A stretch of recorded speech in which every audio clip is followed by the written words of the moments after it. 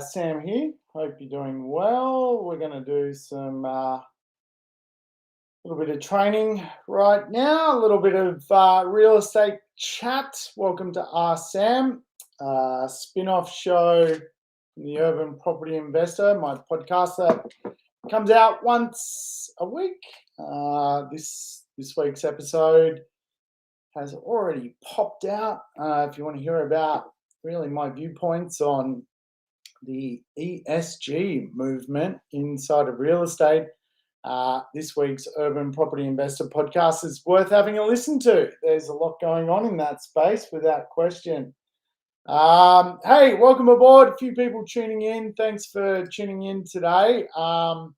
Today I wanted to talk to you about the investor flywheel. Yes, the investor flywheel. So thank you for tuning in. Those people popping in. Now, I know you guys are busy. Hey, Alison. So I will crack on. And we are going to talk real estate. We are going to talk about what is known as the flywheel. Now, when it comes to the flywheel, the idea of the flywheel is actually a bit of a business concept. And Jim Collins invented the concept. And he is a bit of a master. You know, he wrote, what was it, Good to Great, when it comes to business. The idea of the flywheel, if you like, is that once you work out how things turn over and how things move, ultimately you can scale up your wealth position. And Jeff Bezos, the founder of Amazon, puts the flywheel in his words were the reasons why Amazon is what it is today. And obviously he's, ultimately very, very successful. So the flywheel is this concept where once you work out how things work, really the idea of scale and is ultimately possible. And so when in business, when they look at the trajectory of business, certain businesses end up in this sort of great place where they basically scale up because they understand this flywheel in the middle. And most businesses that start, and including you running your property business, some property investors end up in a great space and some end up just basically never scaling up, never ultimately building what that looks like. So if we were to look at the flywheel and what that looks like for property investors, it's an interesting concept because a lot of property investors don't understand their flywheel. They don't understand how to scale up where they're taking their property investment business. Some property investors don't want a flywheel, which is perfectly fine as well. Some property investors, are happy with, a couple of properties, and hey, that's fine as well. There's no right or wrong. Ultimately, good is still good, but obviously great is better. And hence why Jim Collins wrote the famous book, Good to Great. And really this principle is a principle of fundamentally business, but real estate investment is very much a business to its own. You're running your own business. So the first place of a flywheel when it comes to real estate investment is finance. And finance is obviously the biggest critical part. Real estate investment is just a game of finance, which produces something. And if the ultimate outcome for a property investor is sort of financial success or freedom, whatever you want to call it, we need to understand how this works around a flywheel. And each section of what we need to understand has then its own flywheel. So finance is the first section, and then within finance, there is a flywheel. And I was talking to one of the clients just yesterday, and he had done 3 properties, but then the finance flywheel broke. In other words, he couldn't get to a 4th property because finance wouldn't let him do that. The only way to do that when it came to finance for the 4th property was low doc. Now, a lot of people won't have that on their flywheel. They won't go that far.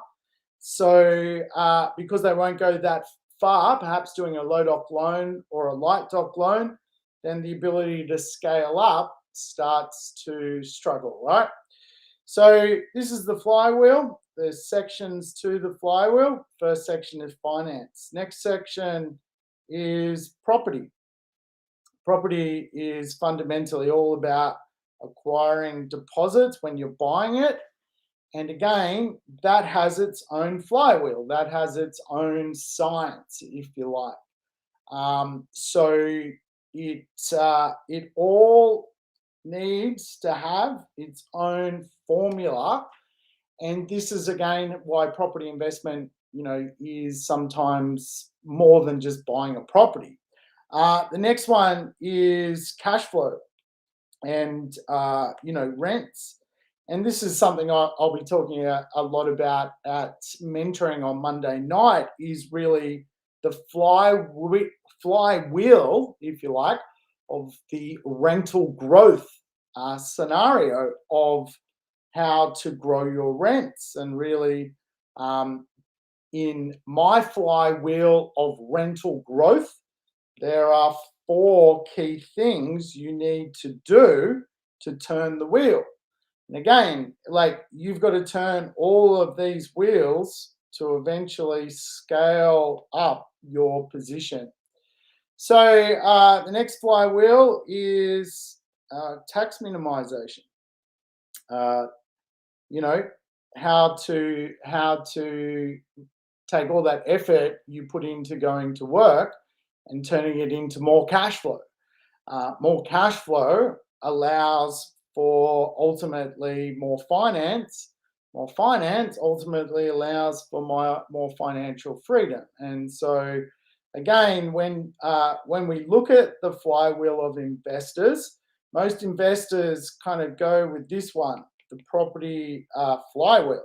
How to buy good property is kind of the be all and end all of investing, but it's actually a lot more than that. How to finance more real estate, how to buy more real estate, how to get more cash flow from real estate, how to make sure our tax strategy is worked out.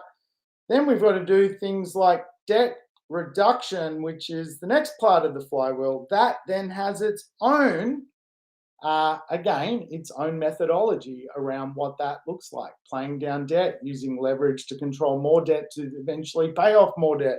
A combination strategy, moving money into other elements, offsets, things like that. So this has its own flywheel. And again, what happens is perhaps people get exhausted by this part, because it is quite exhausting sometimes just buying the property, then forget to work on the other flywheels. And ultimately what that means is usually you're going to own real estate longer than you need to, or you're not going to pay it off quick enough, or you've got an asset which is under rented.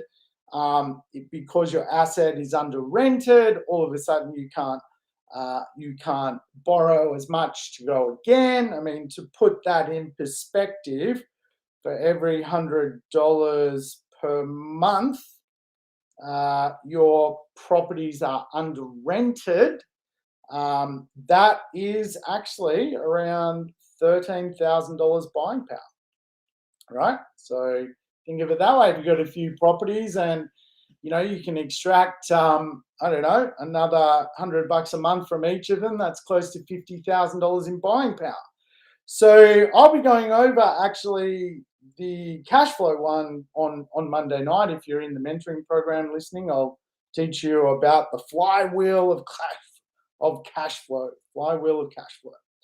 So this is why this stuff takes so long. There's just so many moving parts to it, right?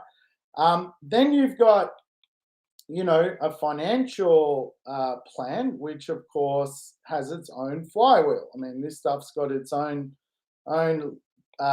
its own thing going on. You've got things like wills, you've got insurance, you've got structures, you've got legacy things to worry about. So financial planning is again another part of the puzzle.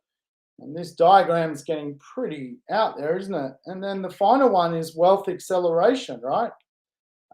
You get to a point where you can't borrow to leverage, but you can borrow to tap equity, and really you become the bank, right? No different to a bank, right? What does a bank do? A bank really buys money at 1%, sells it at 4%, takes the spread of 3%, and that's how they operate, right? You can do the same thing. You can borrow money at whatever it is, 3-4%, and create a spread. And so this section here, again, has its own flywheel. And what happens in that flywheel, again, is stuff. And so each element, if you like, needs to be worked on. And if all 7 flywheels, the 7 that we work on in our mentoring program, if all 7 flywheels are flying, then comes back to Jim Collins's methodology of scaling up. If you're just working on one, it just becomes, it's not necessarily going to scale up. Could end up good, but like the name of the book, Good to Great, you got to work on your flywheel. And so we teach the 7 plans of real estate in our sort of program. So Monday night, we'll do over this. We're going to go over the cash flow flywheel. I'll teach you all about how to find urban cash flow, but also the 4 elements to the cash flow flywheel. So yeah, make sure you pop along Monday night.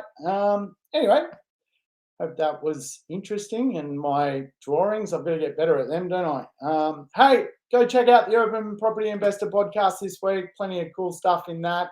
Sydney market and ESG, which is the idea of environmental social governance when it comes to real estate.